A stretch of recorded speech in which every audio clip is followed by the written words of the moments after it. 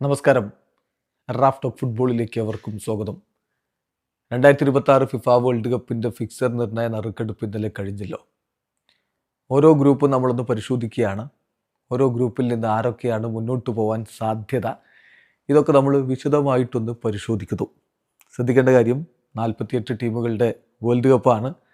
അതിൽ 42 ടീമുകളെ ഓൾറെഡി യോഗ്യത നേടിയിട്ടുള്ളൂ. ഇനി യുവേഫയുടെ 4 പ്ലേ ഓഫ് പാർട്ടികളിലെ വിന്നേഴ്സ് വരാനുണ്ട്. ഫിഫയുടെ ഇൻ്റർ കോണ്ടിനെൻ്റൽ പ്ലേ ഓഫിലെ 2 വിന്നേഴ്സും വരാനുണ്ട്. അങ്ങനെ 6 ടീമുകൾ കൂടി വരും. അത് മാർച്ച് മാസത്തോടു കൂടിയാണ് ഏതൊക്കെ ടീമുകളാണ് എന്ന് തീരുമാനമാവുക. അപ്പോൾ അതുകൂടി പരിഗണിച്ചുകൊണ്ടുള്ള ഒരു അനാലിസിസിലേക്കാണ് നമ്മൾ പോകുന്നത്. ആദ്യം നമ്മൾ ഗ്രൂപ്പ് എ നോക്കാം. ഗ്രൂപ്പ് എയിൽ ഇപ്പോഴുള്ളത് Mexico, south Africa, south Korea ടീമുകളാണ്. യുവേഫ പ്ലേ ഓഫ് വിന്നേഴ്സ്, അതായത് പ്ലേ ഓഫ് പാർട്ട് ഡിയുടെ വിന്നേഴ്സ് ഈ ഗ്രൂപ്പിലേക്കാണ് എത്തുക. അതിൽ ആരൊക്കെയാണെന്ന് വെച്ചാൽ Denmark, north Macedonia, check republic, republic of Ireland, ഇതിലേതെങ്കിലും ഒരു ടീമാണ് വരിക. അപ്പോൾ ഇതിൽ ഏത് ടീം വരികയാണെങ്കിലും ഗ്രൂപ്പിൻ്റെ സ്വഭാവം മാറും എന്നത് വളരെ വ്യക്തമാണ്. അപ്പോൾ മെക്സിക്കോ, സൗത്ത് ആഫ്രിക്ക ഈ 2 ടീമുകളായിരിക്കും വേൾഡ് കപ്പിൻ്റെ ഉദ്ഘാടന മത്സരം കളിക്കുക. 2010 വേൾഡ് കപ്പിൻ്റെ ഉദ്ഘാടന മത്സരം കളിച്ച ടീമുകളാണ്. ഇപ്പോൾ കഴിഞ്ഞ കുറച്ച് നാളുകളായിട്ട് നമ്മൾ കാണുന്ന ഒരു കാര്യം, ഈ ആതിഥേയർ അധികമൊന്നും മുന്നോട്ട് പോവാതെ വീഴുന്നതാണ്. അതിൽ നിന്ന് ഇത്തവണ മാറ്റമുണ്ടാകുമെന്ന് തന്നെ പ്രതീക്ഷിക്കണം. കാരണം ഈ ഗ്രൂപ്പിൽ മെക്സിക്കോ വീഴാനുള്ള സാധ്യത കുറവാണ്. ഈ ഒരു ഗ്രൂപ്പിലെ ഏറ്റവും മികച്ച പോരാട്ടം എന്ന് പറയുന്നത് മെക്സിക്കോ വേഴ്സസ് സൗത്ത് കൊറിയ പോരാട്ടമായിരിക്കുമെന്നാണ് പ്രതീക്ഷിക്കുന്നത്. ഏഷ്യൻ വമ്പന്മാരായിട്ടുള്ള സൗത്ത് കൊറിയ മെക്സിക്കോക്ക് കനത്ത വെല്ലുവിളി ഉയർത്താനുള്ള സാധ്യതയുണ്ട്. അപ്പോൾ എങ്ങനെയായിരിക്കും ഈ ഗ്രൂപ്പ് അവസാനം സ്റ്റാൻഡിങ് എന്തായിരിക്കും, ആര് മുന്നോട്ട് പോകും നോക്കാം നമുക്ക്. അതായത് മെക്സിക്കോ 1ാം സ്ഥാനത്ത് ഫിനിഷ് ചെയ്യുന്ന നമ്മൾ പ്രതീക്ഷിക്കുന്നു ഗ്രൂപ്പിൽ. സൗത്ത് കൊറിയ 2ാം സ്ഥാനത്ത് ഫിനിഷ് ചെയ്യുന്നു പ്രതീക്ഷിക്കുന്നു. പിന്നെ യുവേഫയുടെ പ്ലേ ഓഫ് ഡി കടന്നു വരുന്ന ടീമിനാണ് സാധ്യത നമ്മൾ കൂടുതൽ എന്തായാലും കാണുന്നത്.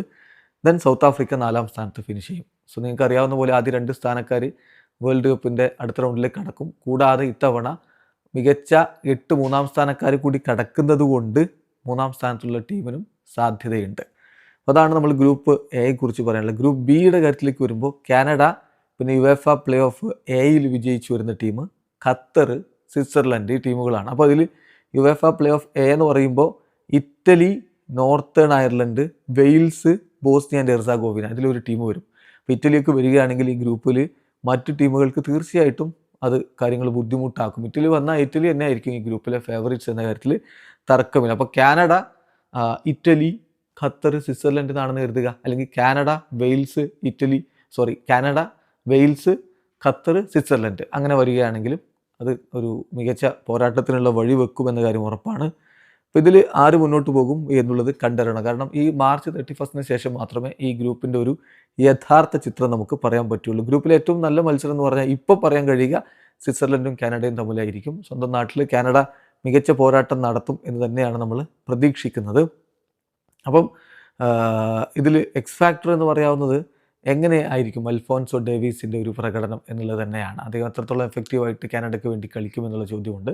പിന്നെ ഇറ്റലി കടന്നു വന്നാൽ കാനഡയ്ക്ക് അവരോട് പിടിച്ചു നിൽക്കാൻ പറ്റുമോ എന്നുള്ള ചോദ്യം കൂടി അവിടെ ഉയരുന്നുണ്ട്. അപ്പോൾ നമ്മൾ പ്രിഡിക്റ്റ് ചെയ്യപ്പെടുന്നത് സ്വിറ്റ്സർലൻഡ് 1ാം സ്ഥാനത്ത് ഫിനിഷ് ചെയ്യും എന്ന് തന്നെയാണ്. ഇനിയിപ്പോൾ ഇറ്റലി വരികയാണെങ്കിൽ ഇതിൽ മാറ്റം വരാം. കാനഡ 2ാം സ്ഥാനത്ത് ഫിനിഷ് ചെയ്തേക്കാം. ദെൻ യുവേഫ പ്ലേ ഓഫ് എയിൽ നിന്ന് വരുന്ന ടീമും 3ാം സ്ഥാനത്തും, ഖത്തർ 4ാം സ്ഥാനത്തും എത്താനുള്ള സാധ്യതയുണ്ട്.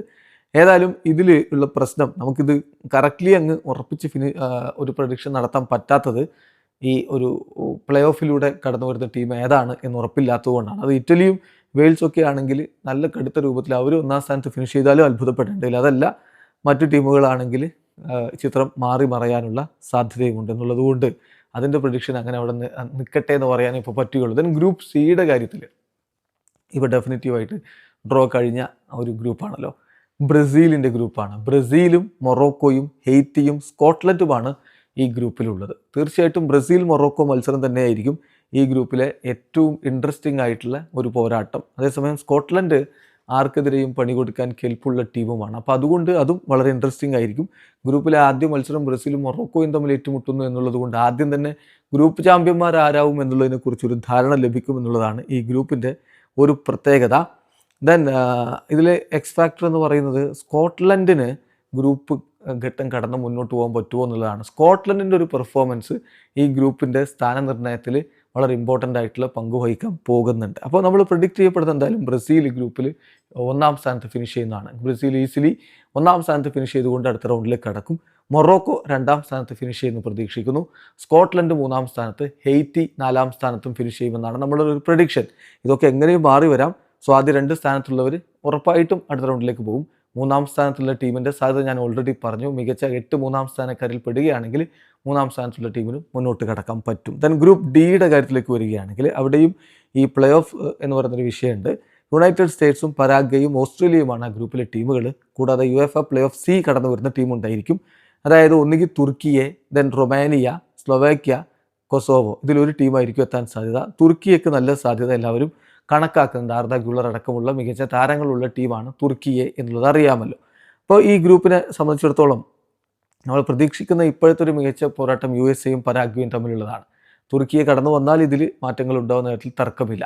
അപ്പോൾ USA വേഴ്സസ് പരാഗ്വേ, ഇപ്പം മികച്ച രൂപത്തിലാണ് USA മുന്നേറിക്കൊണ്ടിരിക്കുന്നത്. അവർക്ക് വേൾഡ് കപ്പ് ക്വാളിഫയർ ഒന്നുമില്ല. അതുകൊണ്ട് തന്നെ ഫ്രണ്ട്ലി മത്സരങ്ങളൊക്കെ സംഘടിപ്പിച്ച് മൗറിസിയോ പൊച്ചറ്റിനോയുടെ കീഴിൽ ടീം ശക്തമാക്കിക്കൊണ്ട് മുന്നോട്ട് വന്നുകൊണ്ടിരിക്കുകയാണ്. അപ്പോൾ അതുകൊണ്ട് USA വേഴ്സസ് പരാഗ്വേ മത്സരം നല്ലൊരു പോരാട്ടമാകും എന്ന് തന്നെ പ്രതീക്ഷിക്കണം. അതേസമയം ആർദ ഗുളറും കിരൺ യിൽഡിസും ഒക്കെയുള്ള ടീം തുർക്കിയെ കടന്നു വരികയാണെങ്കിൽ തുർക്കിയെ USA പോരാട്ടവും വളരെ ഇൻട്രസ്റ്റിംഗ് ആയിട്ട് മാറും. എന്തായാലും ഇതിൽ നമ്മൾ പ്രതീക്ഷിക്കുന്നത് നല്ല ഒരു ബാറ്റിൽ പ്ലേ മേക്കേഴ്സ് എന്ന രൂപത്തിലുള്ള താരങ്ങൾ കളിക്കാനുള്ള സാധ്യതയുണ്ട്. പറഞ്ഞല്ലോ ആർദ ഗുളർ വരികയാണെങ്കിൽ അങ്ങനെ, പിന്നെ ക്രിസ്ത്യൻ പുലിസിച്ച് AC മിലാൻ്റെ താരം. അപ്പോൾ അവിടെ പ്ലേ മേക്കേഴ്സിൻ്റെ ഒരു പോരാട്ടം നടക്കാൻ സാധ്യതയുള്ള ഗ്രൂപ്പാണ് എന്ന് തന്നെയാണ് നമുക്ക് പറയാൻ കഴിയുക. ഇതിൻ്റെ പ്രഡിക്ഷൻ എങ്ങനെയാണെന്ന് പറയുമ്പോൾ ഒരല്പം ബുദ്ധിമുട്ടാണ്. ഇപ്പോൾ നമ്മൾ പ്രതീക്ഷിക്കുന്നത് USA ക്വാളിഫൈ ചെയ്യുമെന്നാണ് അടുത്ത റൗണ്ടിലേക്ക്. അതായത് ഗ്രൂപ്പിൽ ഒന്നാം സ്ഥാനത്ത് USA ഫിനിഷ് ചെയ്തേക്കാം. ദെൻ പരാഗ്വേ രണ്ടാം സ്ഥാനത്ത്, ദെൻ അതേസമയം ഓസ്ട്രേലിയ മൂന്നാം സ്ഥാനത്ത്, കൊസോവോയാണ് ക്വാളിഫൈ ചെയ്യുന്നതെങ്കിൽ കൊസോവോ നാലാം സ്ഥാനത്ത് എന്ന രൂപത്തിലാവും. അതല്ല തുർക്കിയാണ് ക്വാളിഫൈ എന്ന് വെച്ചോ പ്ലേ ഓഫ് കഴിഞ്ഞിട്ട്. അങ്ങനെയാണെങ്കിൽ തുർക്കിയെ ഒന്നാമത് ഫിനിഷ് ചെയ്യാനാണ് സാധ്യത. അപ്പോൾ ആര് ക്വാളിഫൈ ചെയ്യുന്നതനുസരിച്ചിരിക്കും. തുർക്കിയെ ഒന്നാമതും, USA രണ്ടാമതും, പരാഗ്വേ മൂന്നാമതും, ഓസ്ട്രേലിയ നാലാമതുമായിരിക്കും. തുർക്കിയാണ് വരുന്നതെങ്കിൽ. ഇതാണ് നമ്മുടെ ഒരു പ്രഡിക്ഷൻ. സോ ഇതാണ് ഇത്തരം ഗ്രൂപ്പുകളുടെ ഒരു പ്രശ്നം. നല്ല ടീമുകൾ കടന്നു വരാം, മോശം ടീമുകളും കടന്നു വരാം. അപ്പോൾ അങ്ങനെ വരുമ്പോൾ പിന്നെ ഗ്രൂപ്പിൻ്റെ പ്രഡിക്ഷനാകെ മാറി വരും. ഈ പ്ലേ ഓഫ് ഗ്രൂപ്പുകളുടെ പ്രശ്നം അതാണ്. ദെൻ ഗ്രൂപ്പ് ഇയിലേക്ക് വരുമ്പോൾ ഡെഫിനറ്റീവ് ഗ്രൂപ്പാണ്. Germany, Curacao, Ivory Coast, Ecuador. നിങ്ങൾ എന്ത് പറയുന്നു? ജർമ്മനിക്ക് കാര്യങ്ങൾ കുറച്ചുകൂടി എളുപ്പമാണ് എന്ന് തോന്നും. പക്ഷേ ഇക്കഡോർ നല്ലൊരു പോരാട്ടം കൊടുക്കാനുള്ള സാധ്യതയുണ്ട്. ഐവറി കോസ്റ്റിൻ്റെ ഭാഗത്തു നിന്നും അതുപോലെയുള്ള ഒരു ചേർത്ത് നിൽപ്പും നമ്മൾ പ്രതീക്ഷിക്കണം. കൊർസാവോക്ക് പക്ഷേ ഇപ്പോഴത്തെ ഒരു സാഹചര്യത്തിൽ ജർമ്മനിയെ പോലുള്ളൊരു ടീമിനോട് അങ്ങനെ മുട്ടി നിൽക്കാൻ കഴിഞ്ഞു കൊള്ളണമെന്നില്ല. പിന്നെ നിങ്ങൾക്ക് അറിയാവുന്ന പോലെ ജർമ്മനി 2014 വേൾഡ് കപ്പിലെ ചാമ്പ്യന്മാരാണ്. അതിനുശേഷം 2018-ലും 2022-ലും ഗ്രൂപ്പ് സ്റ്റേജിൽ തന്നെ പുറത്തായ ടീമാണ്. അതുകൊണ്ട് ഇത്തവണ അവർക്ക് മുന്നോട്ട് പോയേ പറ്റൂ. അതിനുള്ള ശ്രമങ്ങളിലേക്ക് അവർ കടക്കുമെന്ന കാര്യത്തിൽ തർക്കമില്ല. എന്നാൽ കടുത്ത പോരാട്ടങ്ങൾ നമ്മൾ പ്രതീക്ഷിക്കണം. അപ്പോൾ ഇക്കഡോറിനെ സംബന്ധിച്ചിടത്തോളം വളരെ മികച്ച ടീമുണ്ടെന്നുള്ളത് നോക്കുക. മോയിസസ് കൈസേഡോ ചെൽസിയിലാണ് കളിക്കുന്നത്. പിന്നെ പിയഡോ ഹിൻകപ്പി ആഴ്സണലിൻ്റെ താരമാണ്. വില്യം പാച്ചോ PSG-യുടെ താരമാണ്. സോ ഇക്കഡോർ നല്ല രൂപത്തിലുള്ളൊരു പണി കൊടുക്കാനുള്ള സാധ്യതയുണ്ട് എന്നുള്ള കാര്യം ഓർക്കുക. ഗ്രൂപ്പിലെ ഏറ്റവും മികച്ച മത്സരം അതുകൊണ്ട് തന്നെ ജർമ്മനി വേഴ്സസ് ഇക്കഡോർ പോരാട്ടമായിരിക്കും. അത് ഗ്രൂപ്പ് ആര് ചാമ്പ്യന്മാരാകും എന്നുള്ളത് തീരുമാനിക്കുന്ന ഒരു മത്സരമായിരിക്കും. ദെൻ ഇതിലുള്ള ചോദ്യം, ബിഗ്ഗസ്റ്റ് ക്വസ്റ്റ്യൻ എന്ന് പറഞ്ഞാൽ ജർമ്മനിക്ക് വേൾഡ് കപ്പിൽ വീണ്ടും മികവ് കാണിച്ച് തിരികെ എത്താൻ പറ്റുമെന്നുള്ളത് തന്നെയാണ്. നമ്മൾ പ്രിഡിക്റ്റ് ചെയ്യുന്ന ഒരു ഫിനിഷ് എന്ന് പറഞ്ഞാൽ ജർമ്മനി ഗ്രൂപ്പ് ചാമ്പ്യന്മാരാകുമെന്നാണ്. ജർമ്മനി ഗ്രൂപ്പ് ചാമ്പ്യന്മാരാവും, ഇക്കഡോർ രണ്ടാമതെത്തും, ഐവറി കോസ്റ്റ് മൂന്നാമതും, കുറസാവോ നാലാമതും ഫിനിഷ് ചെയ്യുമെന്നാണ് നമ്മൾ പ്രതീക്ഷിക്കുന്നത്. ദെൻ ഗ്രൂപ്പ് എഫിലേക്ക് വന്നാൽ നെതർലൻഡ്സ്, ജപ്പാൻ, യുവേഫയുടെ പ്ലേ ഓഫ് ബിയിൽ നിന്ന് വിജയിക്കുന്ന ടീം, ടുണീഷ്യ, ഇതാണ് ടീം. യുവേഫയുടെ പ്ലേ ഓഫ് ബി എന്ന് പറഞ്ഞാൽ യുക്രൈനോ, സ്വീഡനോ, പോളണ്ടോ, അൽബേനിയോ വരാം. അപ്പോൾ ഇവിടെയുള്ള പ്രശ്നം എന്ന് പറഞ്ഞാൽ യുക്രൈനും വരാൻ സാധ്യതയുണ്ട്, പോളണ്ട് വരാൻ സാധ്യതയുണ്ട്. അപ്പോൾ പോളണ്ട് വരുമ്പോൾ ലെവൻഡോസ്കിയുടെ ടീം ഒരു വ്യത്യസ്തമായിട്ടുള്ള ഒരു പിക്ചറായിരിക്കും ഈ ഒരു ഗ്രൂപ്പിന് സമ്മാനിക്കുക. യുക്രൈൻ ആണെങ്കിൽ മറ്റൊരു തരത്തിലായിരിക്കും. അതുകൊണ്ട് തന്നെ ഇത് പ്രിഡിക്റ്റ് ചെയ്ത് പോവുക എന്നുള്ളത് അത്ര എളുപ്പമുള്ള ഗ്രൂപ്പല്ല എന്ന് പറയേണ്ടി വരും. എന്നാൽ പോലും ഇവിടെ ഒരു ബെസ്റ്റ് ഗെയിം നമ്മൾ പ്രതീക്ഷിക്കുന്നത് നെതർലൻഡ്സും ജപ്പാനും തമ്മിലാണ്. ജപ്പാൻ കഴിഞ്ഞ വേൾഡ് കപ്പിൽ ഭരണ ഗ്രൂപ്പിൽ നിന്ന് ചാമ്പ്യന്മാരായിട്ട് മുന്നോട്ട് കയറിയ ടീമാണ്. അതുപോലെ തന്നെ ഏഷ്യയിൽ നിന്ന് ഏറ്റവും മികച്ച വേൾഡ് റാങ്കിങ്ങുള്ള ടീമാണ്, മികച്ച രൂപത്തിൽ ഇപ്പോൾ കളിച്ചു പോകുന്ന ടീമാണ്. ബ്രസീലിന് ആ ഒരു ഫ്രണ്ട്ലി മത്സരത്തിൽ പണി കൊടുത്ത് നമ്മൾ കണ്ടതാണ്. അത് പുറകിൽ പോയിട്ട് ശക്തമായി തിരിച്ചടിച്ചതാണ്. അപ്പോൾ അങ്ങനെയൊക്കെയുള്ള ഒരു യൂറോപ്യൻ ടീമിനോടും മുട്ടി നിൽക്കാൻ കെൽപ്പുള്ള ടീമാണ് ജപ്പാൻ. അതുകൊണ്ട് നെതർലൻഡ്സിനെ ജപ്പാൻ വെല്ലുവിളിക്കുന്നത് എങ്ങനെയായിരിക്കും എന്നുള്ളതാണ് ഈ ഗ്രൂപ്പിലെ ഏറ്റവും ഇൻട്രസ്റ്റിംഗ് ആയിട്ടുള്ള മാച്ച് എന്ന് തന്നെ പറയേണ്ടി വരും.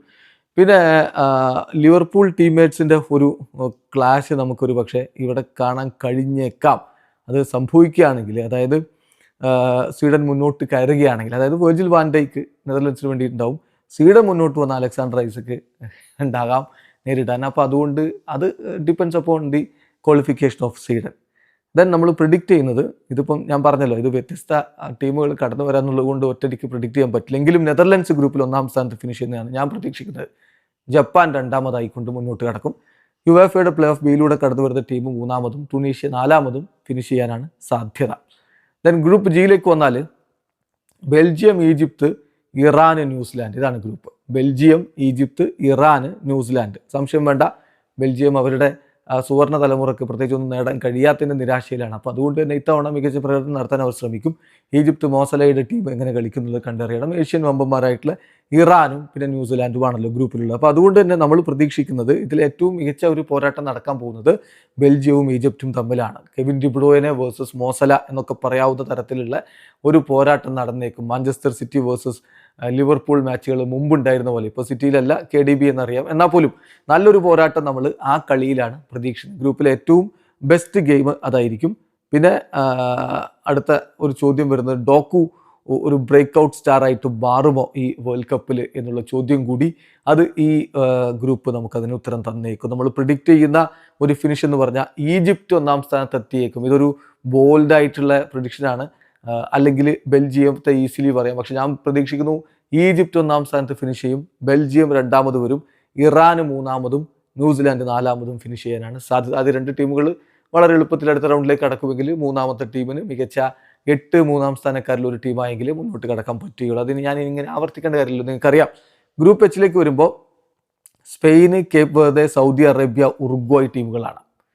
അപ്പോൾ ഇതിൽ ഉറപ്പായിട്ടും സ്പെയിൻ തന്നെയാണ് ഫേവറേറ്റ്സ് എന്ന് ഒറ്റ നോട്ടത്തിൽ പറയും. ഉറുഗ്വായ് 2-ാമത് വരാനും സാധ്യതയുണ്ട്. പിന്നെ സൗദി അറേബ്യ ആർക്കും പണി കൊടുക്കാം. കഴിഞ്ഞ വേൾഡ് കപ്പിൽ നമ്മൾ കണ്ടതാണ് അർജന്റീനയ്ക്ക് പണി കൊടുത്തു. അപ്പോൾ അങ്ങനെയുള്ള ഒരു കപ്പാസിറ്റിയുള്ള ടീമാണ് സൗദി അറേബ്യ എന്ന കാര്യം കൂടി നോക്കുക. മികച്ച രൂപത്തിലുള്ളൊരു പോരാട്ടമാണ് നമ്മളിവിടെ പ്രതീക്ഷിക്കുന്നത്. ഫെഡറിക്കോ വാൽവർദയുടെ കീഴിൽ ഉറുഗ്വായ് എങ്ങനെ പെർഫോം ചെയ്യും. ഇപ്പോൾ എഡിൻസൺ ഗവാനിയും ലൂയിസ് സുവാരസും ഒക്കെ വിരമിച്ചതിന് ശേഷമുള്ള ഒരു വരവാണ്. ഉറുഗ്വായ്ക്ക് അവരുടേതായിട്ടുള്ള മികവ് കാണിച്ചേ പറ്റൂ.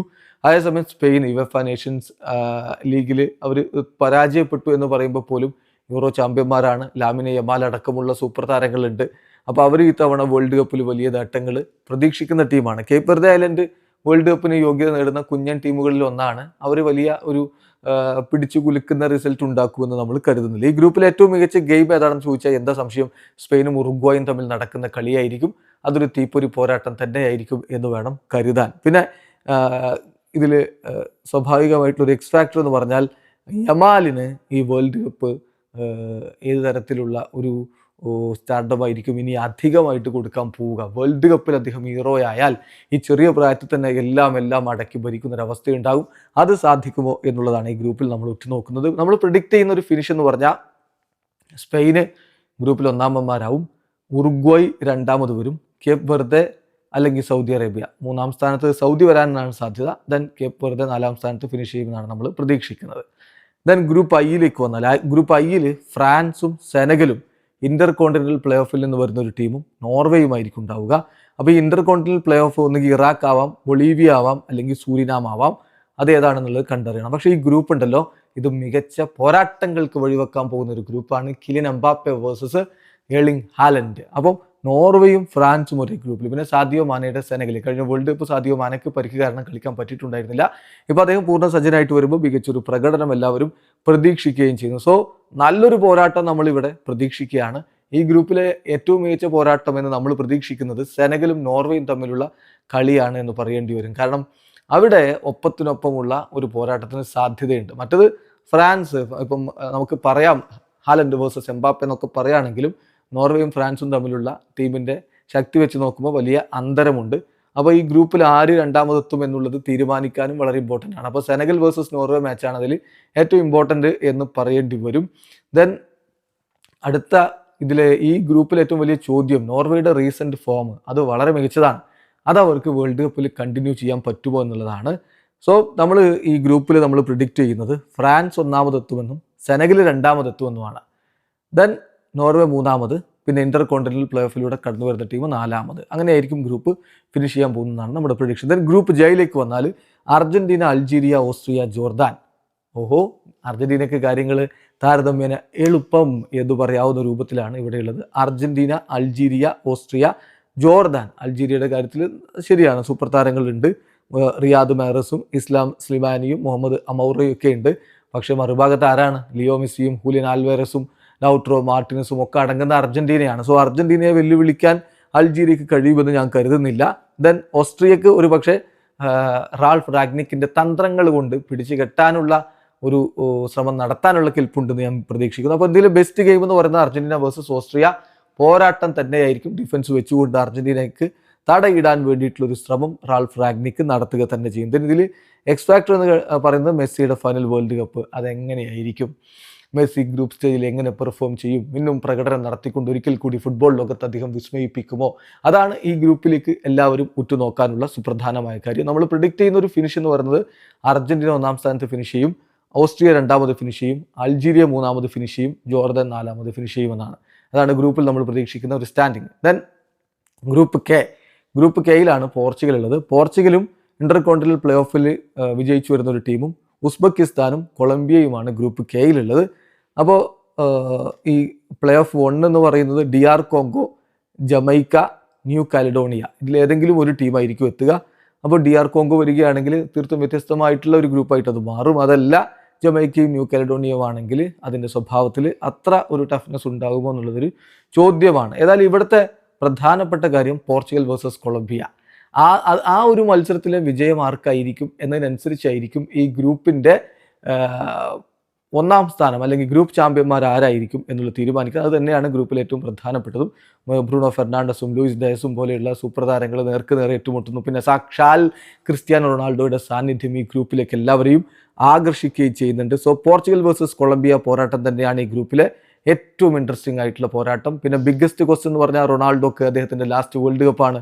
ഈ തവണ അദ്ദേഹത്തിന് ആ വേൾഡ് കപ്പ് എടുക്കാൻ കഴിയുമോ എന്നുള്ള ചോദ്യം വരുന്നുണ്ട്. നമ്മൾ പ്രിഡിക്റ്റ് ചെയ്യുന്നത് പോർച്ചുഗൽ ഗ്രൂപ്പിൽ ഒന്നാം സ്ഥാനത്ത് ഫിനിഷ് ചെയ്യും, കൊളംബിയ രണ്ടാമത് ഫിനിഷ് ചെയ്യും, ഇന്റർ കോണ്ടിനെന്റൽ പ്ലേ ഓഫിലെ ടീം മൂന്നാമത് ഫിനിഷ് ചെയ്താൽ ഉസ്ബെക്കിസ്ഥാൻ നാലാമത് ഫിനിഷ് ചെയ്യാനാണ് സാധ്യത. അതേസമയം ഉസ്ബെക്ക് ആർക്കും പണി കൊടുക്കാവുന്ന ഒരു അണ്ടർഡോഗ്സ് ആണ് എന്നുള്ളത് നമ്മൾ മറക്കുന്നില്ല. ദെൻ ഗ്രൂപ്പ് എല്ലിലേക്ക് വന്നാൽ ഇംഗ്ലണ്ട്, ക്രൊയേഷ്യ, ഘാന, പനാമ, ഇതൊരു കടുത്ത ഗ്രൂപ്പാണ്.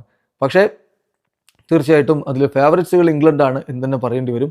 ഇംഗ്ലണ്ടും ക്രൊയേഷ്യയും തമ്മിലുള്ളൊരു പോരാട്ടം നല്ലൊരു പോരാട്ടത്തിനാണ് വഴിവെക്കാൻ പോകുന്നത്.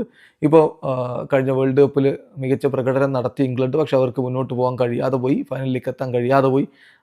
അതുപോലെ തന്നെ ക്രൊയേഷ്യ അതിന് മുമ്പത്തെ വേൾഡ് കപ്പിൽ അവർ സെമി ഫൈനലിലേക്ക് കടക്കുന്നതും കഴിഞ്ഞ വേൾഡ് കപ്പിൽ മികച്ച പ്രകടനം നടത്തുന്നതും ഒക്കെ നമ്മൾ കണ്ടു. അപ്പോൾ അങ്ങനെയൊക്കെയുള്ള നല്ല ഓർമ്മകളുമായിട്ട് വരുന്ന, നല്ല സമീപകാല പ്രകടനങ്ങളുമായിട്ട് വരുന്ന രണ്ട് ടീമുകൾ തമ്മിൽ ഈ ഗ്രൂപ്പിൽ വെച്ച് ഏറ്റുമുട്ടുമ്പോൾ ഈ മത്സരം തന്നെയാണ് ഈ ഗ്രൂപ്പിലെ ഏറ്റവും പ്രധാനപ്പെട്ട മത്സരം. ഇതനുസരിച്ചായിരിക്കും ആര് ഗ്രൂപ്പ് ചാമ്പ്യന്മാരാവും എന്നുള്ളത് തീരുമാനിക്കുന്നത്. അപ്പോൾ ബിഗ്ഗസ്റ്റ് ക്വസ്റ്റ്യൻ അത് തന്നെയാണ്, ക്രൊയേഷ്യക്ക് എത്രത്തോളം മുന്നോട്ട്. കാരണം അതിൽ ലുക്ക മോഡ്രിച്ച് എന്ന ലെജൻഡിൻ്റെ അവസാന വേൾഡ് കപ്പ് എന്നുള്ളൊരു സെൻറ്റിമെൻറ്റ്സ് കൂടിയുണ്ട്. നമ്മൾ പ്രിഡിക്റ്റ് ചെയ്യുന്നത് ഇംഗ്ലണ്ട് ഗ്രൂപ്പിൽ ഒന്നാമത് ഫിനിഷ് ചെയ്യുമെന്നും, ക്രൊയേഷ്യ രണ്ടാമതാവും, ഘാന മൂന്നാമതാവും, പനാമ നാലാമതാവും എന്നാണ്. അപ്പോൾ ഇതാണ് ഓരോ ഗ്രൂപ്പുകളുടെയും നമ്മുടെ ഒരു പ്രഡിക്ഷൻ. നിങ്ങൾക്ക് വ്യത്യസ്തമായിട്ടുള്ള അഭിപ്രായങ്ങൾ ഉണ്ടാവും, കമൻറ്റ് ബോക്സ് രേഖപ്പെടുത്താം. ആരോഗ്യകരമായ ഫുട്ബോൾ ചർച്ചകളുമായി നമുക്ക് മുന്നോട്ട് പോകാം. വീഡിയോ അവസാനിക്കുന്നു. ഫുട്ബോൾ ലോകത്തെ കൂടുതൽ വിശേഷങ്ങളുമായി റാഫ് ടോക്സ് വീണ്ടും എത്താം.